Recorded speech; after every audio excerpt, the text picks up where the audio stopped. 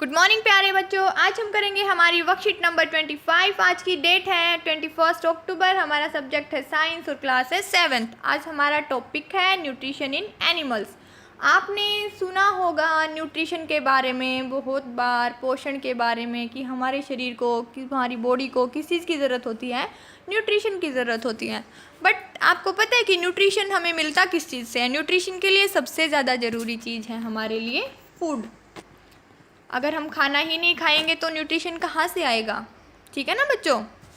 तो फूड से हमें क्या मिलता है? न्यूट्रिशन मिलता है। और क्या है? फूड जो हमारी बॉडी के अंदर जाके, हमारे स्टमक के अंदर जाके छोटे छोटे टुकड़ों में बट जाता है। उसके बाद उसमें से जैसे जो मॉलिक्यूल्स होते हैं, फूड मॉलिक्यूल्स जैसे विटामिन, प्रोटीन वगैरह, वो अलग हो जाते हैं। और जो वेस्ट मटेरियल होता है उसको हम बाहर निकाल देते हैं। और जो मॉलिक्यूल्स वगैरह होते हैं हमारे, वो क्या है, हमारे ब्लड में मिल जाते हैं और हमारी सेल्स तक चले जाते हैं। ये होता है न्यूट्रिशन। ये तो मैंने आपको मोटा मोटा सा बताया है। आगे कुछ कीवर्ड्स दिए गए हैं, उनसे हम न्यूट्रिशन को अच्छे से समझेंगे। Nutrition is a complex process involving. ये बहुत ही ज़्यादा कॉम्प्लेक्स, मतलब कि जटिल प्रक्रिया है। जो क्या क्या इसमें स्टेप्स इन्वॉल्व होते हैं? इंजेक्शन क्या होता है? इंजेक्ट करना या फिर इनहेल करना। हम क्या करते हैं? सबसे पहले हम खाने को, फूड को क्या करते हैं? अपने मुंह में लेते हैं। हमारे माउथ के अंदर, जैसे ये वाला पार्ट दिखा रखा है, यहाँ पे क्या होती हैं? स्लाइवरी ग्लैंड्स होती हैं। वो क्या करती? लार ग्रंथियाँ होती हैं। भोजन को चबाने के साथ साथ जब लार मिलती है ना उसमें, तो उससे क्या फ़ायदा होता है हमें? वो निगलने में हमारा आसानी हो जाती है उससे। और फिर क्या है, वो वाला फूड होता है वो जो फूड पाइप से हमारा स्टमक के अंदर चला जाता है। ये हमारा स्टमक होता है, ये वाला पार्ट, ये वाला पार्ट। ठीक है बेटा, ये फूड पाइप है, यहाँ से वो स्टमक में चला गया। ये क्या होता है? हमारा इंजेक्शन है।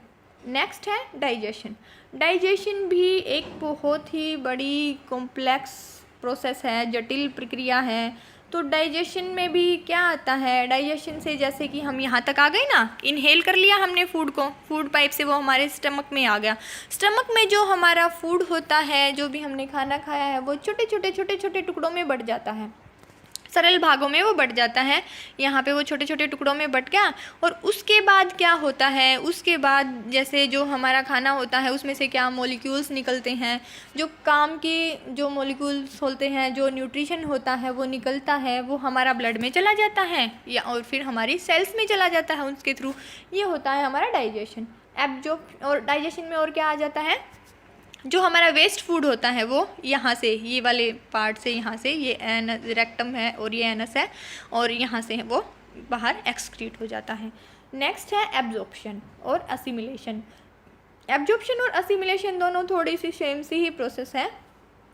एब्जॉर्प्शन में क्या होता है? जो स्टमक से हमारे जो फूड मॉलिक्यूल्स निकले हैं, हमारे फूड से स्टमक में जो फूड मॉलिक्यूल्स निकले हैं, वो सीधे के सीधे कहाँ चले जाते हैं? वो हमारी ब्लड स्ट्रीम के अंदर चले जाते हैं। और वो ब्लड स्ट्रीम से ब्लड जो हमारी पूरी बॉडी में चलता है ना, और वो नर्व्स के थ्रू वो क्या है, हमारी सेल्स में चले जाते हैं। फिर सेल्स को क्या मिलती है? मतलब कि हमें, हमारी सेल्स को एनर्जी मिलती है, और क्या है, हमें हेल्दी रखने में वो मदद करते हैं। सेल्स ग्रो करती हैं, तो इससे हमारी बॉडी भी ग्रो करती है। असिमिलेशन में क्या होता है? जो फूड मॉलिक्यूल्स निकले हैं, जैसे अमीनो एसिड है, वो क्या है? अब्जॉर्प्शन में तो वो ब्लड स्ट्रीम में चला गया था। असिमिलेशन में वो क्या है? हमारी सेल्स में जाते हैं, और सेल्स में जाने के बाद वो दूसरे कंपाउंड में चेंज होते हैं। जैसे अमीनो एसिड होता है हमारा, अमीनो एसिड आपने सुना भी होगा नाम, और नहीं सुना होगा तो मैंने आपको बता दिया है। अमीनो एसिड किस में चेंज हो जाता है? हमारा प्रोटीन में चेंज हो जाता है हमारी सेल्स के अंदर जाने के बाद। और प्रोटीन भी हमें क्या करता है? एनर्जी देता है। ठीक है बेटा, ये होती है हमारी असिमिलेशन की प्रोसेस। इजेशन जैसे कि मैंने आपको बताया था, जो वेस्ट फूड होता है, ये तो है नहीं कि सारा का सारा खाना हमारे पेट के अंदर ही रहता है, नहीं रहता ना। उसका कुछ पार्ट होता है, कुछ पार्ट जो लिक्विड में चेंज होके, या फिर हमारा जो सॉलिड पार्ट होता है वो हमारी सेल्स में चला जाता है। बट जो और वेस्ट होता है ना, वो हमारा बाहर निकल जाता है। उससे हम क्या बोलते हैं? इजेक्शन बोलते हैं। यहाँ से ये हमारी एनस है, यहाँ से वो बाहर निकल जाता है। डाइजेस्टिव सिस्टम भी मैंने आपको बता ही दिया है, बट इसमें क्या है, digestive tract and the associated glands together constitute the digestive system. तो क्या होता है, जो डाइजेस्टिव ट्रैक्ट है और जो एसोसिएटेड ग्लैंड्स हैं, जैसे कि हमारी जो एसोसिएटेड ग्लैंड, जो सबसे बड़ी ग्लैंड होती है हमारी बॉडी की, वो कौन सी है, हमारा लीवर। ठीक है बेटा, लीवर के जस्ट नीचे क्या होता है, एक गोल ब्लैडर होता है। गोल ब्लैडर में लीवर क्या करता है, लीवर जो बाइल जूस है उसको सिक्रेट करता है, और वो जो बाइल जूस है वो कहाँ पे, यहाँ पे गोल ब्लैडर में आके इकट्ठा हो जाता है। और बाइल जूस किस में हेल्प करता है, हमारी बाइल जूस करता है हमारा फैट्स को डाइजेस्ट करने में हमारी मदद करता है। ठीक है बेटा, तो बहुत सारी चीज़ें आ जाती हैं, जैसे डाइजेस्टिव ट्रैक्ट में ये सब चीज़ें आ गई, और एसोसिएटेड ग्लैंड्स में जैसे ये सब कुछ, जैसे लीवर है, स्मॉल इंटेस्टाइन है, लार्ज इंटेस्टाइन है, ये वाली, और ये सब आ जाते हैं। ठीक है बेटा, आगे है हमारा बाइल जूस, जैसे मैंने आपको बताया है, it is the secretion of liver which helps in the digestion of fats is called injection. ये गलत दे रखा है आपको, इसको काट देना। ठीक है बेटा, क्या करता है, सिक्रेट करता है किसको, बाइल जूस को। ठीक है बेटा, लीवर है, और वो जो बाइल जूस है यहाँ पे आके इकट्ठा हो जाता है, इसके नीचे जस्ट नीचे गोल ब्लैडर होता है, और वो किस में मदद करता है, हमारी हेल्प करता है फैट्स को डाइजेस्ट करने में। जैसे फैट्स होते हैं हमारे खाने में, उनको डाइजेस्ट करने में हमारी मदद करता है। मिल्क टीथ हैं, मिल्क टीथ क्या होते हैं, the first set of teeth grows during infancy and they fall of the at the age of 6 to 8 years, these are termed as milk teeth. जैसे जो इन्फेंसी स्टेज में जो बच्चे जब पैदा होते हैं उससे 2-2.5 साल तक क्या होते हैं, बच्चों के दांत आ जाते हैं, उन दांतों को क्या बोलते हैं, हम मिल्क टीथ बोलते हैं, दूध के दांत बोलते हैं, आपने भी सुना होगा। और ये क्या होते हैं, ये दांत टूट जाते हैं, गिर भी जाते हैं, कब, 6 से 8 साल की एज में। आपके भी टूटे होंगे, सबके टूटते हैं बेटा। और फिर क्या है, these are termed as milk teeth. और इन दांतों के टूटने के बाद क्या होता है, हमारे फिर से नए दांत आते हैं, बट जो फिर से नए दांत आते हैं वो नहीं मतलब अगर वो टूट जाते हैं तो वो दोबारा से नहीं आते, इसलिए क्या है, अपने दांतों का ध्यान रखा करो, डेली 2 times ब्रश किया करो अपने टीथ्स पे, और क्या है, ज़्यादा हार्ड चीज़ें नहीं काटा करो अपने टीथ के साथ, और इनका ख्याल रखा करो, नहीं तो अगर अब ये टूट गए तो दोबारा नहीं आएंगे, फिर आप बिना दांतों के हो जाओगे। रूमिनेंट्स क्या होते हैं, जो ग्रेजिंग एनिमल्स होते हैं, काऊ, बफेलो, डियर, ये क्या होते हैं, हमारे ग्रेजिंग एनिमल्स, घास खाते हैं ना, जो जैसे काउज हैं, बफेलोज हैं, डियर हैं, नोन एज रूमिनेंट्स। ये घास खाते हैं, जुगाली करते हैं। शूडोपोडिया किसके अंदर होते हैं, शूडोपोडिया किसको बोलते हैं, जो अमीबा के अंदर फॉल्स फिट होते हैं, फिंगर लाइक प्रोजेक्शन होती हैं, जैसे कि हमारी उंगलियां हैं, ऐसी कुछ प्रोजेक्शन होती हैं अमीबा के अंदर। अमीबा एक सिंगल सेल होती है अमीबा की।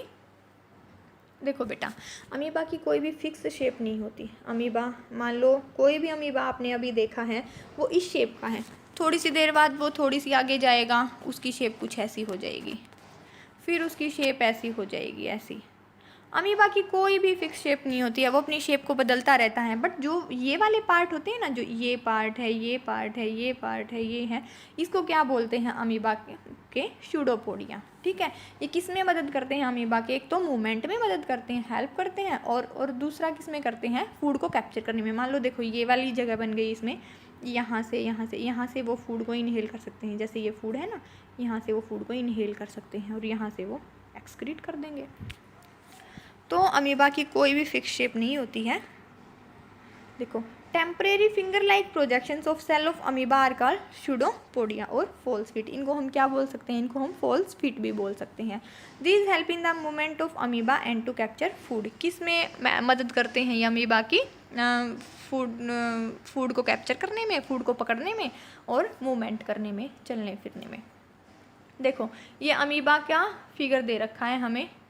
देखो बेटा, यहाँ से ये फूड पार्टिकल को क्या कर रहे हैं, फूड पार्टिकल को ये कैप्चर कर रहे हैं, अंदर चला गया ना यहाँ से, और यहाँ से क्या हो गया, जो डाइजेस्टेड वेस्ट है, फिर जो डाइजेस्ट होने के बाद जो भी वेस्ट बन गया वो यहाँ से बाहर निकल गया।